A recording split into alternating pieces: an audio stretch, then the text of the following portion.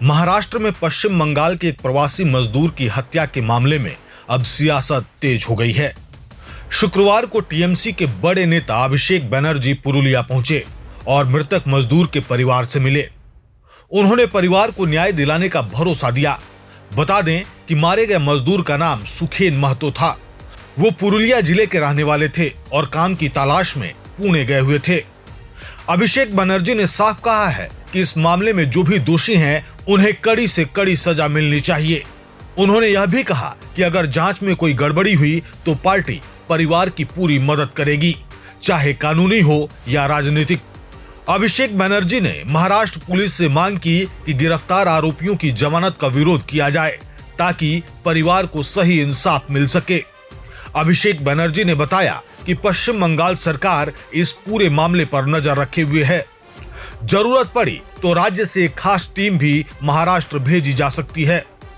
उन्होंने पुरुलिया से बीजेपी सांसद ज्योतिर्मय सिंह महतो से भी अपील की है कि वे आगे आएं और महाराष्ट्र के मुख्यमंत्री देवेंद्र फडणवीस और केंद्रीय गृह मंत्री अमित शाह से बात करके जल्द से जल्द न्याय दिलाने में मदद करें। निर्दिष्ट সেই এলাকার পুলিশ প্রধান বা দায়িত্বে যারা রয়েছে সেই প্রশাসনের কাউন্টার পার্টির সাথে কথা বলবেন, কিন্তু তার সাথে সাথে 7-10 দিনের মধ্যে কোন রকম কোনো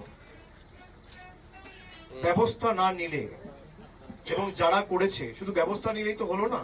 আমরা দেখেছি বিজেপি শাসিত রাজ্যে একটা লোক এমনকি খুন, অপহরণ, ধর্ষণের মতো অপরাধ করার পরেও বেল পেয়ে বাইরে চলে আসে।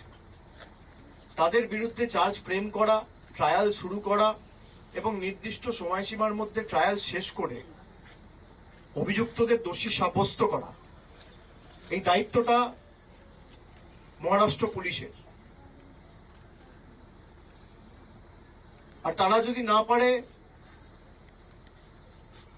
তারা কেস ট্রান্সফার করে দিক স্টেটে। আমি 50 দিনের মধ্যে ব্যবস্থা নিয়ে দেখাবো। খালি একটা লোককে আমি 2 দিনের জন্য, 4 দিনের জন্য, 7 দিনের জন্য একটা মার্ডার কেসে অভিযুক্ত তাকে ঢুকিয়ে দিলাম, নিয়ে আবার বেলে বার করে দিলাম, তাহলে তো হবে না। যদি তার বেল হয়, বেল ক্যান্সেলেশনের জন্য ফাইল করতে হবে।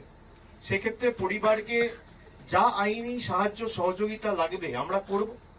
আমাদের দলের যতটুকু সামর্থ্য, সীমাবদ্ধ সামর্থ্য রয়েছে, আমরা নিশ্চিতভাবে পরিবারের সাথে আমি কথা বলেছি, তার বাবাকে আমি আশ্বাস দিয়েছি যে আপনাদের যেখানে যে আইনি সাহায্য, সহায়তা, সহযোগিতা লাগবে আমরা সেগুলো করব।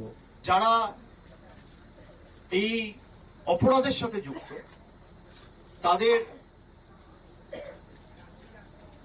বিরুদ্ধে যাতে মহারাষ্ট্রের পুলিশ প্রশাসন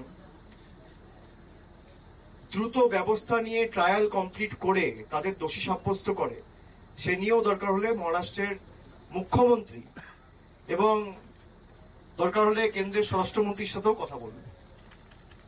আমি এই নিয়ে কোনো রাজনৈতিক মন্তব্য করব না। তাদের যতটুকু পরিধি রয়েছে, তারা বাংলার মানুষের টাকা বন্ধ করার সময় তো দিল্লিতে গিয়ে দরবার করে, তদবির করে, তখন তো কাউকে বলতে হয় না। কিন্তু মানুষ যখন প্রাণে মারা যাচ্ছে, আর অন্য রাজ্যগুলোতে তো হচ্ছে না, এটা খালি বিজেপি শাসিত রাজ্যগুলোতে হচ্ছে। উড়িষ্যায় ক্ষমতায় কে? মহারাষ্ট্রে ক্ষমতায় কে? যে ঘটনাগুলো ঘটেছে, হরিয়ানায় ক্ষমতায় কে?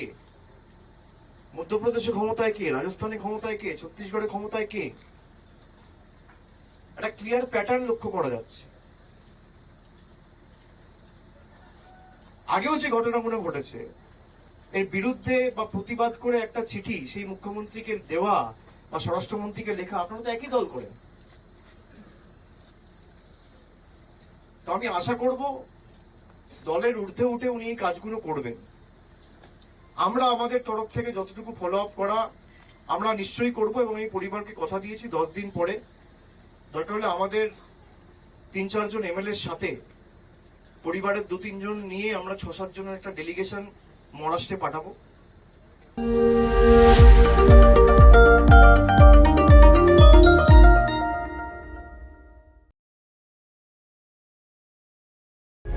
प्रभातखबर.com, विश्वास आवाज वही, रफ्तार नहीं।